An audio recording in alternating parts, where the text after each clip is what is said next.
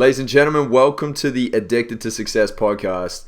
Today I am here with Stephen Kotler, who is a multiple New York Times best-selling author. He has written books such as Abundance, Bold with Peter Diamandis, The Rise of Superman, and his new book, no doubt will sell just as well because he's an amazing author, is Stealing Fire, along with Jamie Wheeler. Stephen, welcome back, because you were here on one of the other episodes. I think it was about a year and a half ago. So I'm really excited to go into some more detail with you on tapping into flow states and brain chemistry and all sorts of crazy stuff, man. So welcome back to the Addicted to Success podcast. Joel, it's great to be with you. Beautiful, man. Beautiful. So let's talk about Stealing Fire. I got a copy of the book, and I skimmed through it, to be honest. I skimmed through it. And the parts that really excited me was, I'm very familiar with Jason Silva, who's one of your good friends. And I love how he had his anxiety, he was in a lot of stress, and the way that he found he could get around that was by tapping into flow, right? And you see how well he performs. You don't only work with people like Jason Silva, but you also work with the Navy SEALs and extreme athletes. So tell us, what has been the most fascinating and exciting thing that you've tapped into in the last 6 months? Well, it's really sort of the most exciting thing I've tapped into in the past, 3 or 4 years is kind of the revolution at the heart of Stealing Fire, right? That to me is the most astounding thing. And it's a $4 trillion underground revolution that's happening right now. It's people hacking states of consciousness, flow being one of them you mentioned, to massively up-level performance, right?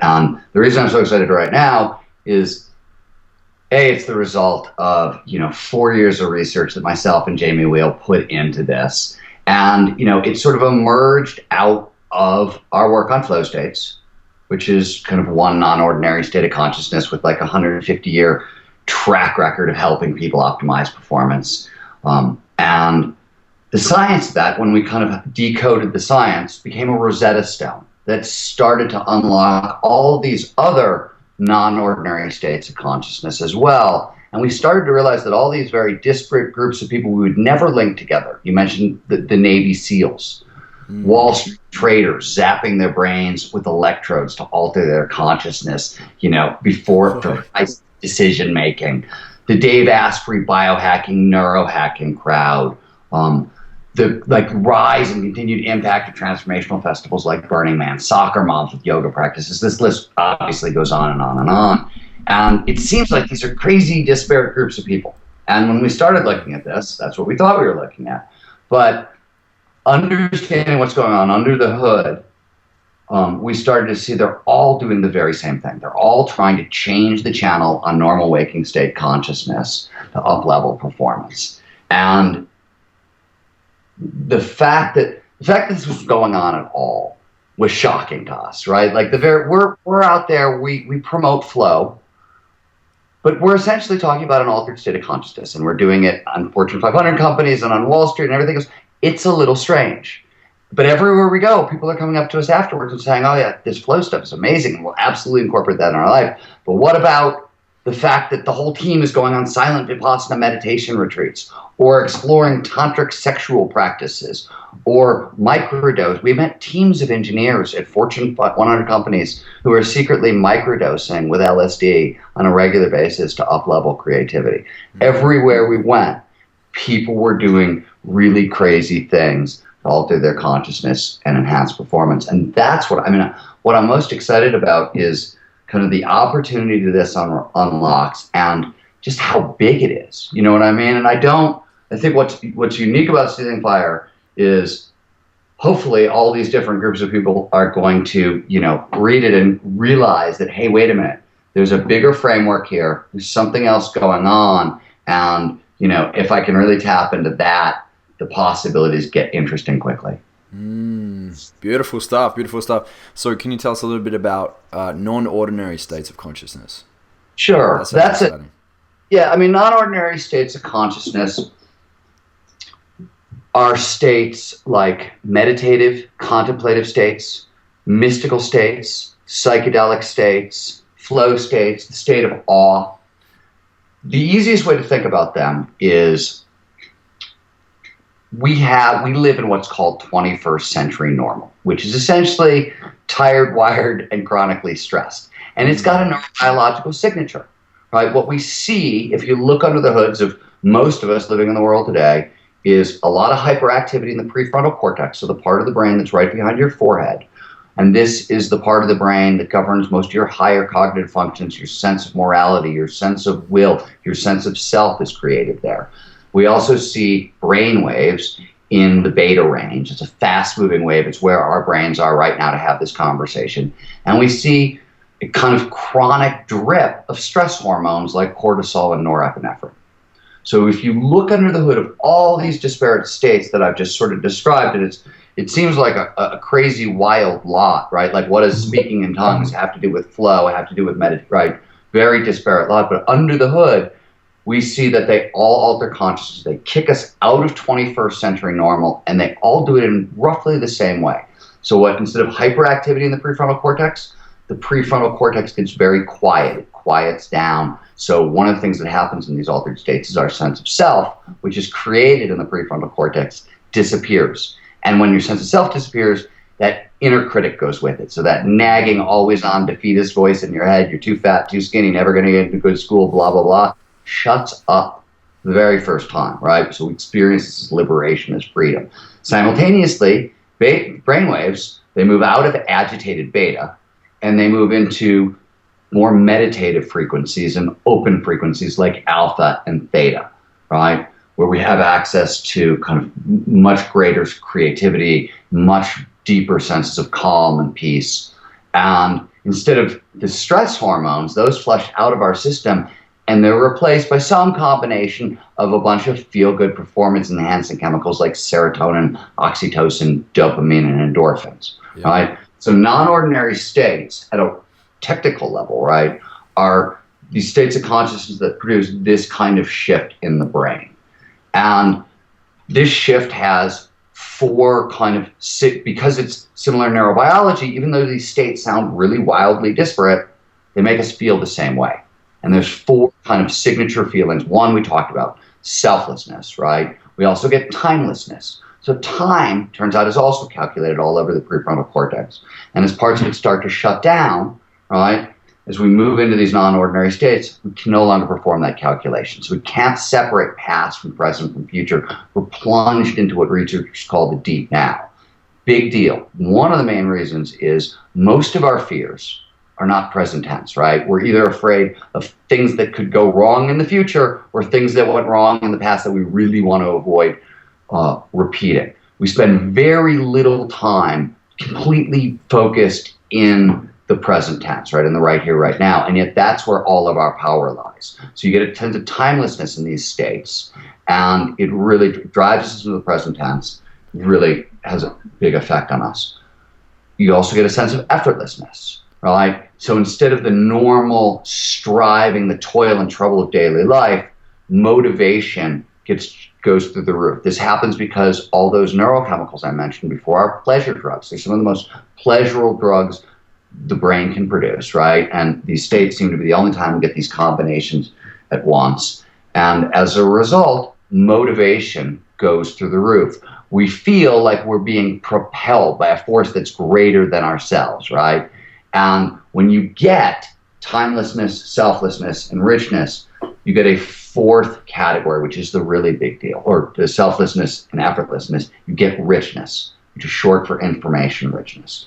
In these states, all of the brain's kind of data processing mechanisms go through the roof. We trade conscious processing for the adaptive unconscious. That's a big deal. Conscious processing is thought moves about 100 to 150 miles an hour, and your conscious mind, depending on whose calculation you like, can hold roughly 120 bits of information at once, and you're using 60 bits just to listen to me talk. So two people start talking, you're sort of tapped out, right? The adaptive unconscious, by the way, as we move into these states and all this stuff turns off, the subconscious turns on. Subconscious can process 400 billion bits of information a second and at speeds of 100,000 miles per hour. So it's a massive up-leveling in the amount of information we get access to, which is why in these states of consciousness, William James, way back at the turn of the century, called them states of revelatory illumination, right? We feel, for years we thought, the muses are talking to us. It's divine inspiration. It couldn't actually be produced in our brain because the level of inspiration, information, and insight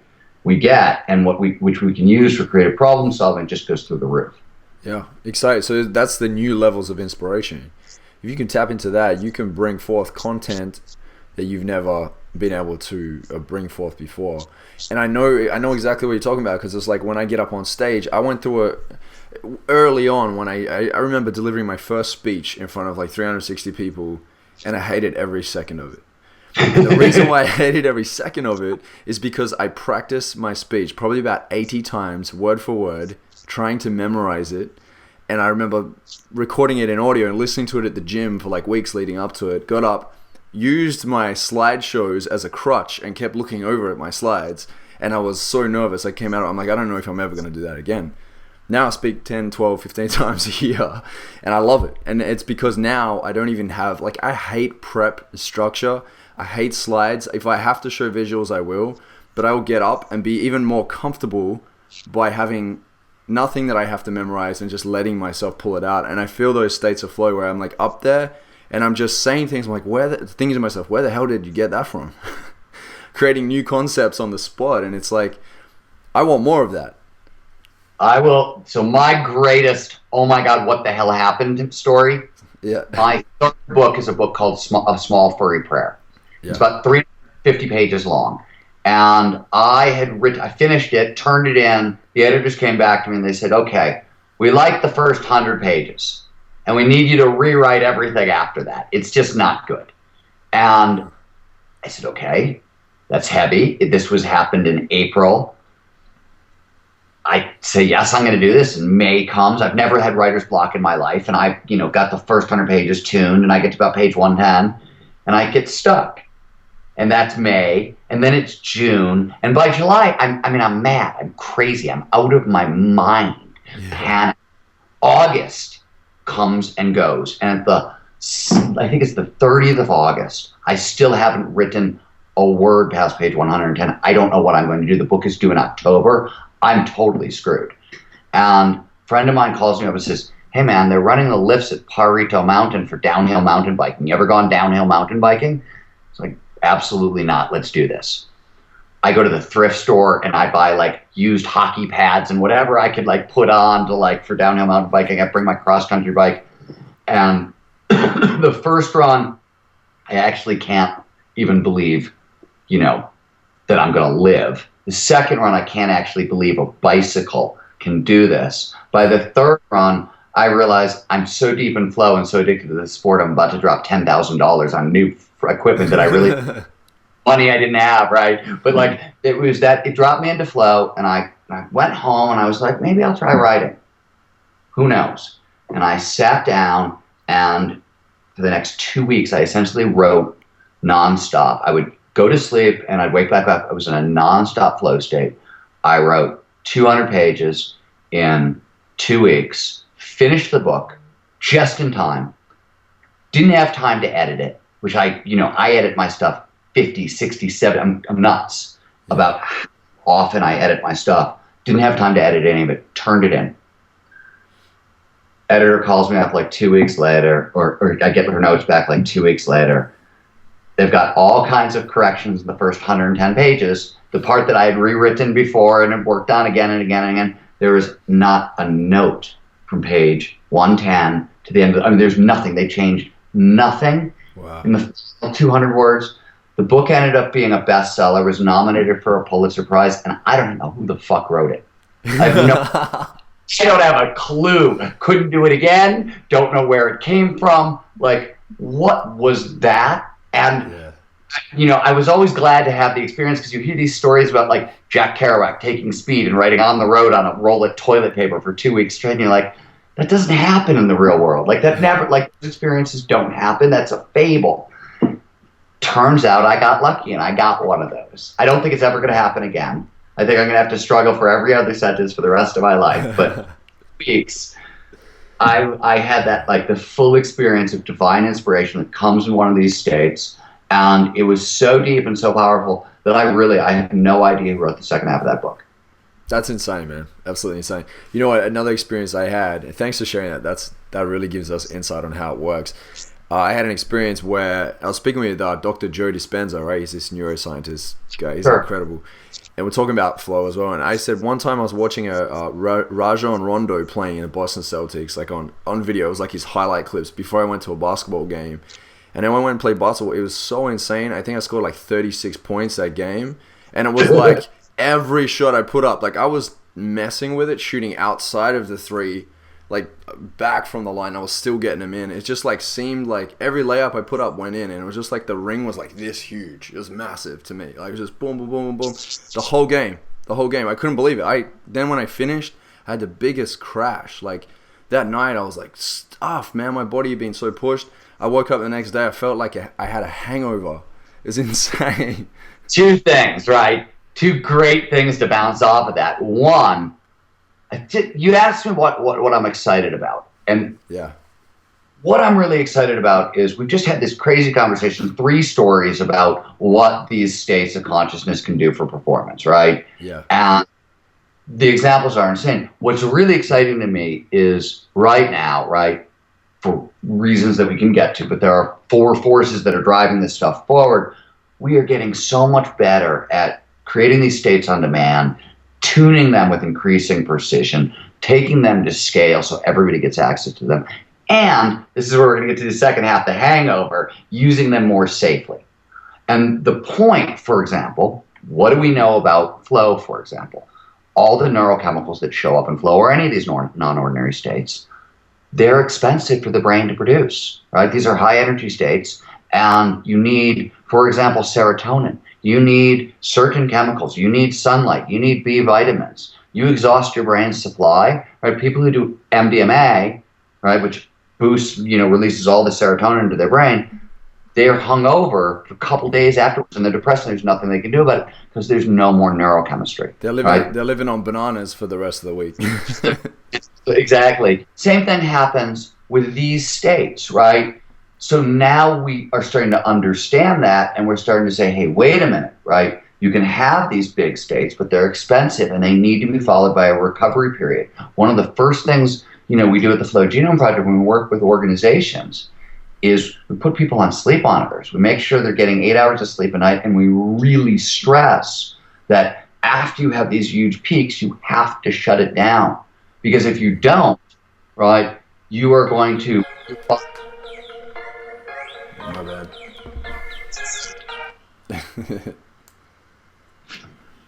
Felt like I'm really getting something from you today, Joel. Music. It's really speaking to me. So there's a downside. There's a way to and the other thing is these states are sticky, right? This is not the first time in history we've had a revolution in non-ordinary states of consciousness, right? This goes on all the time. Most of the time, it goes horribly wrong, right? There's hedonism gets the best of us, and we tend to blow ourselves up. Ken Kesey sneaks LSD out of a research lab in Stanford. All kinds of tie-dyed hell breaks loose. Sexual revolution of the 70s. They figure out that, hey, wow, sexual techniques can also alter consciousness, and it's going to lead to liberation. And what does it lead to? Spiking rates of marital dissatisfaction and divorce. Rave culture of the 90s. It's peace, love, and happiness. And suddenly it's ER visits and tabloid fodder. What I think, because of advances, I talked about those 4 forces for a second, their psychology, neurobiology, pharmacology, and technology, right? And because of the advances in these fields, and I think all of them have become information sciences, so they're starting to, jump on the back of Moore's law and accelerate exponentially. So what's happening now is only going to massively increase as we move forward. These forces, first of all, they allow us to mix and match in a way that's much safer than ever before.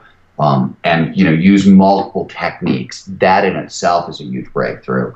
But hopefully, with the better information, we can sort of carve a middle path, right? Because we bounce back and forth between like the counterculture explodes and then the state jumps up and says, oh, wait a minute, we got to stop this. This is getting crazy. And then the counterculture explodes and we go back and forth and back and forth and back and forth. And we don't really get that far. The great example of this is before psychedelic research got shut down in America, right? Over 1,000 studies had been done. That's an incredible amount of studies on one topic. And we have, over the past 10 years now that it's been restarted, it's not like we've redone all this really new cutting edge research.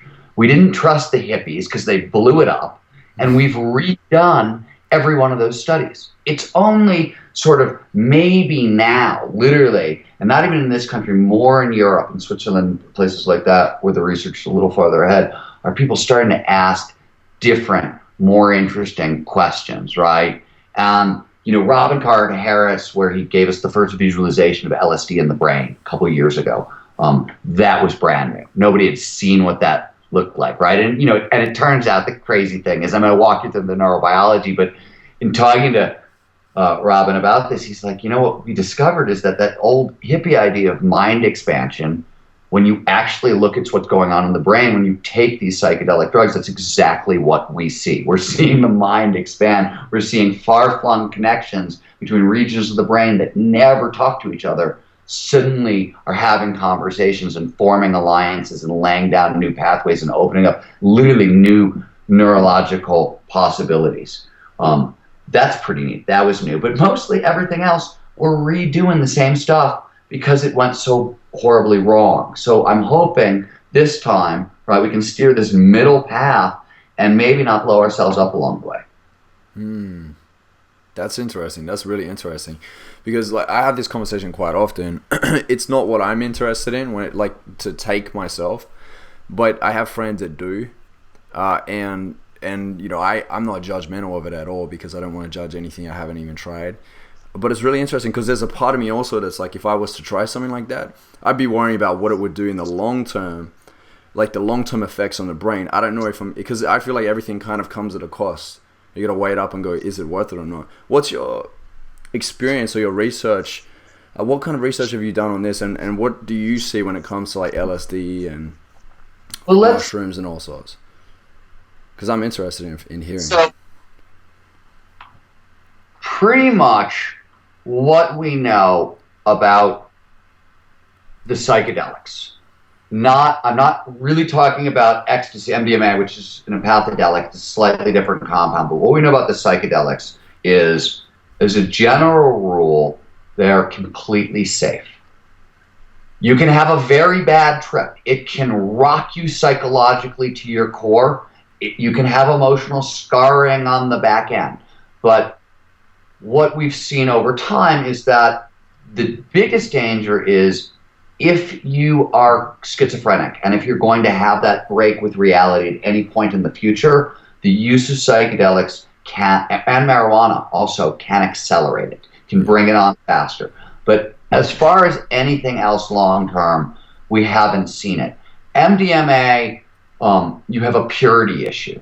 Right, if you can get really pure MDMA, it's still an amphetamine. So if you have heart problems, things along those lines, there are mild concerns there. But here's what's interesting, right? You said, hey, this is not for me. I don't want to take a psychedelic. That's not the route I want to go. So when I said we had options, let me give you an example. And so one of the things we've known for a very, very long time is that non-ordinary states of consciousness really have an impact on well-being. They really have an impact on overall life satisfaction.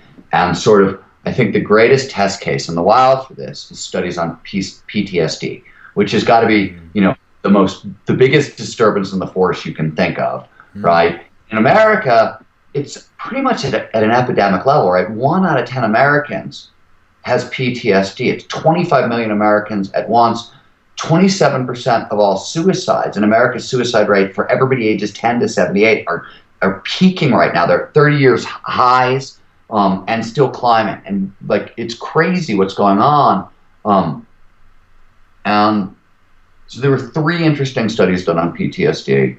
and non-ordinary states over the past few years. So the first one was done by MAPS, the Multidisciplinary Association for Psychedelic Research, my good friend Rick Doblin running that show, and a psychologist named Michael Mitherhall. And they used MDMA therapy, which is the application of the psychedelic MDMA, and talk therapy. And MDMA, if you're not familiar with it, right, it's an empathedelic. It expands openness and empathy. That's what it does. And they were working with victims of child abuse, sexual abuse, and war trauma with veterans from both Iraq and Afghanistan. And they found 1 to 3 sessions of psychedelic therapy was enough to significantly decrease or completely remove symptoms of PTSD. That's a very powerful, powerful result. And it seems like the changes last. It's been 4 years since the first study was run, right? More than 4 years, and they're holding up. So much so that the FDA here in America, MDMA as a treatment for PTSD is now moving into phase 3 trials. So that's the large scale ones right before it becomes a medicine prescribed by a doctor. And the FDA has already greenlit studies into MDMA for those lesser traumas of anxiety and depression. But still, you have to, right now you have to enter yourself into a government study or take an illegal substance that's an amphetamine. There's some risk.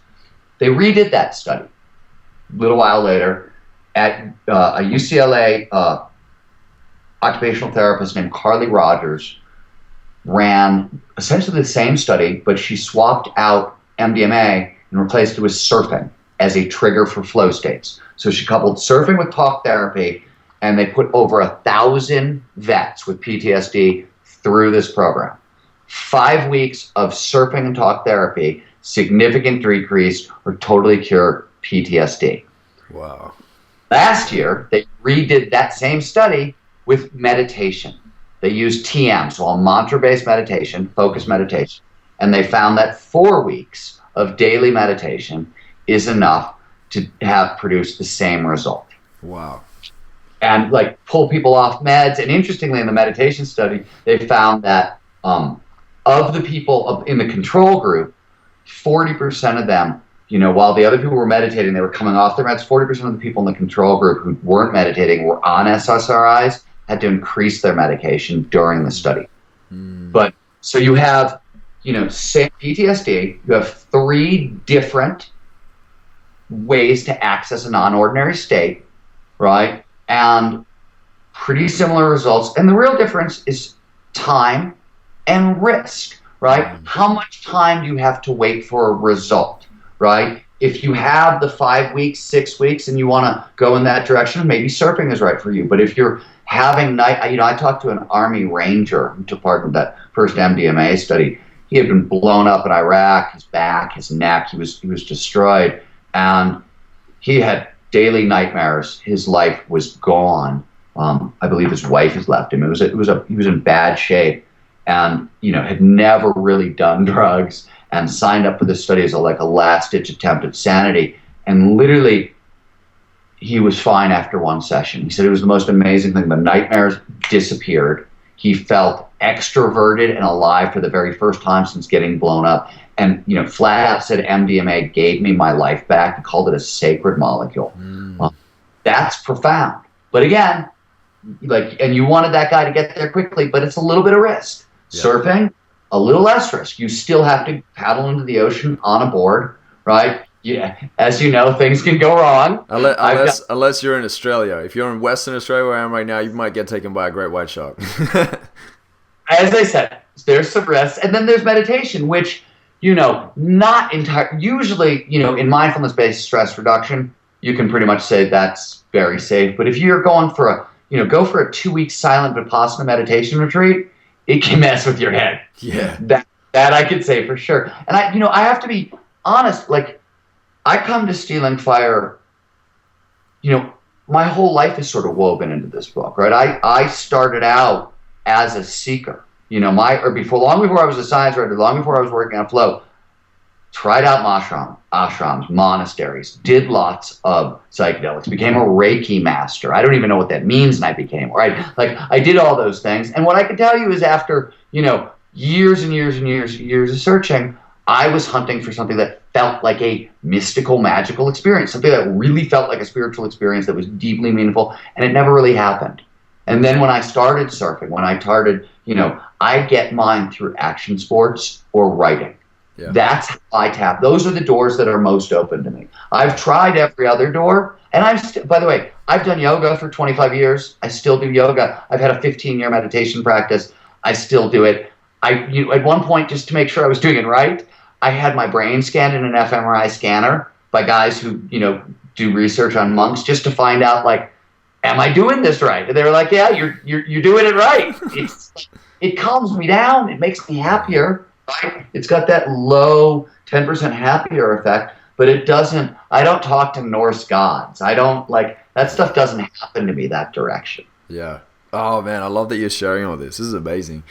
One of my friends is a neuroscientist. He said the brain doesn't just want to survive, it wants to thrive. So he's like, you've got to put it in its, like, you've got to practice the habits and be in the environments that allow it to thrive, which is what you're talking about. It's like, surfing, meditation. These are all the habits we can practice. We have, entrepreneurs, aspiring entrepreneurs that are listening to this right now, like looking for what are the things that I can start implementing to heighten this, right? I was speaking with one of my friends a good couple months ago, and he said to me that he was feeling depressed. He said, I'm depressed. And I asked him, are you sure? He said, yeah. And I go, okay, that's pretty serious.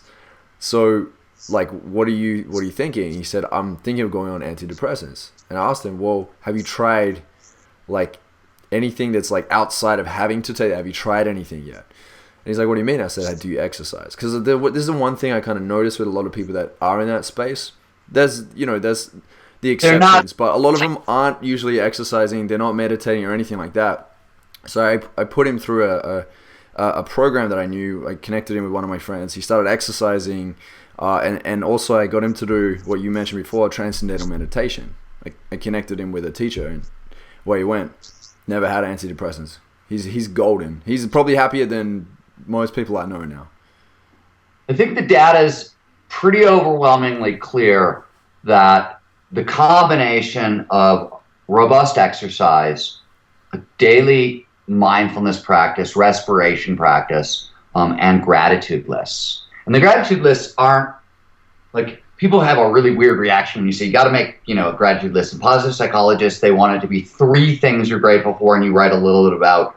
I like to do 10. The reason you're doing that, like what that's about, all the information that comes into your brain, the first place it goes is your amygdala. It goes to your danger detector, right? We pick up 9 negative things for every 1 positive thing, and we weight them totally differently, right? For every positive, for every negative thing that comes in, if you want to unweight it and tilt it, you need 6 positive events to pick you back up. Now, all this stuff coming in, you're releasing stress hormones, you're panicking, right? It's essentially the fight or flight response was meant for really brief periods of time when we fight the saber-toothed tiger. But 20th century normal is on all the time, right?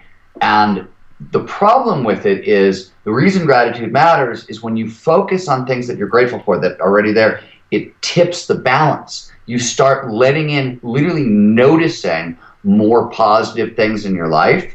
Your brain starts taking in different information. It's sort of like the same thing that happens in a non-ordinary state of consciousness on a very different level. You're just shifting the frame, and it gives you much more access to positive things. Those 3 things deployed, judiciously over a month or regularly over a month, the data is pretty clear coming out of positive psychology. It's going to make a world of difference. I applaud what you did. Yeah, thank you. Yeah, I believe that too. I practice gratitude every day. It's one of those things that you say it and people are like, it seems so overplayed. And I mean, there's a reason, because it actually really works. Instead of your brain going to the default or the negative, you're training your brain to go to the positive. Yep. Right, to be more optimistic. Yeah. Love it, Stephen. So, Stephen, where can we get this book? Stealing Fire. Where is it? So I'll go to stealingfirebook.com. that's the best place to start for more information. We're running a pre-sale campaign because it doesn't come out till February 21st. We're giving away really amazing, cool, fun things. So go check that out.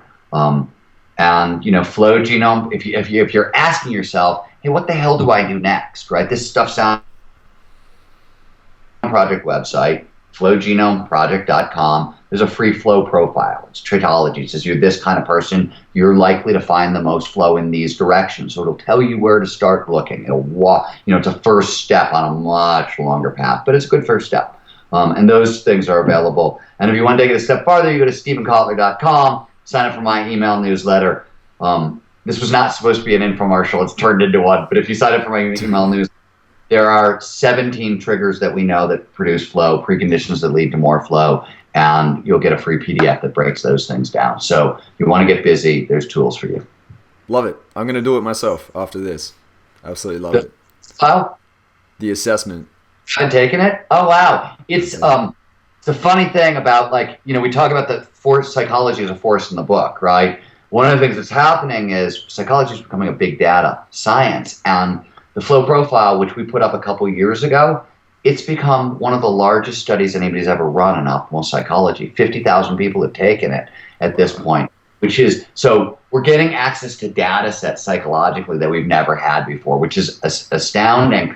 And the flow profile, by the way, just a quick side note, we really thought when we started this work, probably the first time I talked to you, I would have said this, we thought the people who were best at flow were artists and athletes, and we thought that's where the most flow was coming from. And according to our study, 47% of our study group finds the most flow. They fall into what's called the deep thinker category, doing contemplative and creative work. Basically being an architect, being an engineer, being a writer, being a podcast, take your pick. What most of us do in our daily lives, that's actually where the most flow shows up, which was shocking to us. Totally turned us around. I believe it because it's demanding more from yourself, to actually go deeper and to think, right? You're using parts of your brain that you don't use on a surface level. Do you feel, I just want to ask you this, because I'm kind of I'm trying to understand it for myself too. There's a lot more power in your unconscious mind, right? In the unconscious. And so practicing these habits where you can tap more into that would be more beneficial for entrepreneurs that are listening to this right now. Am I correct in saying that? So, yes and no. Okay. Yes. I mean, the unconscious is incredibly, incredibly powerful. It's an astounding tool. And in a second, I'll teach you how to program it so you can really use it. Yeah. Give you something totally useful to do and it'll blow your mind. But, read Daniel Kahneman's Thinking Fast and Slow, right? Yeah. There is a system one, which is our unconscious. It's got a lot going for it, correctly tuned, but that's also where the amygdala is. That's where the danger detector is, right? There's a lot of stuff going on under the surface. A lot of it's really beneficial. And if you can work with it, if you can work with the system, right, and understand what's going on in, parts of your brain that are danger detectors and those sorts of things, there's a lot of power there. But you can't just say all good or all bad. Daniel Kahneman would argue that, as a general rule, it's not so good, right? There's all kinds of, the unconscious can make very fast decisions and apply cognitive biases, right? Information processing, shortcuts that don't always work. So there are times to make slow decisions. And it's interesting because flow, before you move into flow, your prefrontal cortex is hyperactive. You're really using your conscious mind. Then you're turning it off. But here's a phenomenal way to kind of start working with your subconscious in a useful way. And I do this all the time. And I'll tell you, I'll give you the method, and then I'll tell you how I apply it. So the method is you can ask your subconscious to solve problems for you. It is a giant pattern recognition system. And it is much more powerful than the conscious mind, and it will solve problems for you. You can absolutely program it. And the easiest way to do it is you have to write by hand, don't type. There's a link between language and the brain. There seems to be a link between writing and the brain. So writing in longhand, but write a question. I like to do this at the end of my writing session for the morning. So I finish my morning writing session, and I want to start tomorrow really fired up, right? So I will, and maybe I don't know where the next chapter starts. So my question can be as vague as it needs to be and as specific as possible. So I'll be like, I want to start chapter 2 and I want it to be exciting and sexy, and maybe it's going to involve elephants and jugglers and mathematicians, some kind of story, and right, like as specific as you want it to be, but as vague as you need it to be. Just write out the question. Go do something. You know, in the beginning, you want to go do something low grade and physical next. So a long walk is very useful. Longer than 20, 25 minutes. You want your prefrontal cortex to quiet down, that voice in the head to go away. Research done by my friend Lee Slodoff found that building model airplanes, model dinosaurs, whatever you want, really good. Gardening works really, really well. Working out works really, really well, but don't exhaust yourself. You don't want to burn yourself out completely. You just sort of want to shut down your brain for a bit. In the beginning, as you're getting first to this, you know, do that and maybe take a nap or get some sleep overnight and then come back to it the next day. After you get better, you can shrink that down. And then just, you know, go through this refractory period. By the way, the only thing that doesn't work in that refractory period is television. Television will mess up this process. So the next morning, just pick up your pen and start writing and the answer to my question is, and just keep writing no matter what for 30, 40 seconds. Chances are, more often than not, you're going to start finding the answers to your questions. They tend to show up. This tends to work really, really well. Most people don't believe it at all until they start trying it. But and I'm not there's a lot of people who deploy this. Josh Waitzkin, who wrote The Art of Learning, who I think is one of the most brilliant people in the world on high performance right now. He talks about it. He works a lot with a lot of really high-end Wall Street finance guys, and he has them doing the same thing every time they take a break. So they'll have their morning session, then they'll ask themselves a question, and then they'll go to the gym, and they'll come back and answer. And then they'll work a little bit longer, and they'll ask themselves a question, and they'll go have lunch, and whatever. And so as you get better at it, you can shrink those cycles, and you can really use this throughout your day to help you problem solve. But the adaptive unconscious, which we tap into at a deeper level in non-ordinary states, we can just deploy it in our daily life, this way, and it's really effective as a creative problem solving. What an amazing exercise. I love it. Yeah, so many people listening to this right now can start implementing this. I'm writing my book right now, and I feel like I hear it because I'm having to get up and take breaks. It gets to the point where you're like, okay, the flow's like kind of slowing down, and then you got to get up, let it oscillate like that, right? Instead of just trying to go hard the whole time. For me, writing is a lot about state management, right? That's sort of what we're learning everywhere right now. I think that one of the key lessons of the 21st century is a lot of the critical skills we want, that we need, so-called 21st century skills, we can't get and we're lousy at because we're trying to train up skills, and what we need to be doing is training up states of mind, right? And that's a very different way of thinking about problems. But I'll give you just a really deeply personal example from my life. I get up really early every morning and I write. So 4 a.m. to 8 a.m. and I don't like to leave anything on the hill, on the table, on whatever. I will write till I'm exhausted and falling down, right? And then I leave my office and I walk up to my house, which is, I live on a farm, a small farm, so I got to walk across my fields and I'm up at my house. And I have to interact with my wife, who's running our animal sanctuary at that time. And if I've totally burnt myself out and I'm out of flow, I'm out of all of it, I'm awful. So I have consciously stopped, and now before I go up to the house, I do my morning writing session, I ask my question, and I do something state changing. That 15-minute meditation, 3-minute, 5-minute box breathing. Box breathing is really quick, right? I find that really, or breath of fire. Those things are really quick. If I can't get it, I'll do yoga. I'll whatever. But I no longer try to inflict myself on the world really at any level if I don't have my states of consciousness managed properly. Yeah, awesome stuff. Yeah, I heard box breathing is really good. It's really good. I actually saw Tony Robbins doing it.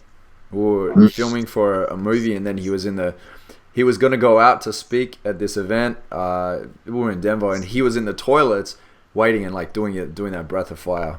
So I think it's to get him into state. Yeah, breath of fire will really shift states. Box breathing is great because anytime, it's a 5-second inhale, 5-second hold, 5-second exhale, 5-second hold. So when you hold your breath after exhaling all your breath, you panic. It's almost instant fight or flight response. Maybe not on a 5-second side, but once then you do 6 seconds and 7 seconds. Usually around 7 seconds is when people start to panic. And what's cool about that is by focusing through the fight, you're not going to die holding your breath for 7 seconds, right? But by focusing through it, you're actually down regulating the fight or flight response. So you're making yourself less reactive over time. So it's got a really profound effect. And interestingly, new research that my friend Brian McKenzie told me about and has worked on shows if you're combining box breathing and breath of fire, like an apnea practice box breathing with a breath of fire, he's seeing actual significant cardiovascular improvement. So breath of fire combined with this apnea practices, some of the Wim Hof stuff, it's, is what he's doing, there. And besides heating you up, it seems to be actually improving your cardio. So on weeks that I'm traveling too much to get to the gym, you know what I mean? I'll be hitting my push-ups and my sit-ups in the hotel, and then I'm doing this because I don't have time to go run. Yeah. I can see how it would mimic that, because even when you're like working out, you're like breathing faster. Yeah, love it. Thank you so much, Stephen. Well, you've dropped nothing but value bombs and gems this whole conversation for a lot of people to take away. So thanks a million, man. I really appreciate you joining us today. Now, we end every interview with this question. And the question is, if you were to deliver your last 30-second speech to the world, what would your parting advice be? Well, before I give you that answer, first let me just thank you for everything you do. It's really, you bring great people on. They share, controversial, interesting, exciting, fun ideas, and you share it with the world, and it's a really important thing. So thank you very much for that. And this is what popped into my head, and it's sort of like a Flow Genome Project cliche because we say it a lot, but really, honest to God, don't die wondering. Don't die wondering is I think, that's my 30-second, the only thing I know for sure, right? You get one shot of this life and you're going to spend 1/3 of it asleep. So really, as far as I can tell, the only question that matters, right, is what the hell are you going to do with the rest of it? And so there's my 30-second speech. Don't die wondering. How'd I do? I absolutely love it. That was awesome. It's a good thought for us all walk away with it. I think we could do that exercise where we write the question down and see if we can find the answer and do the little state breaks. I love it. Absolutely love it. Thanks, Stephen. Good on you, mate. My pleasure, Joel. Be good.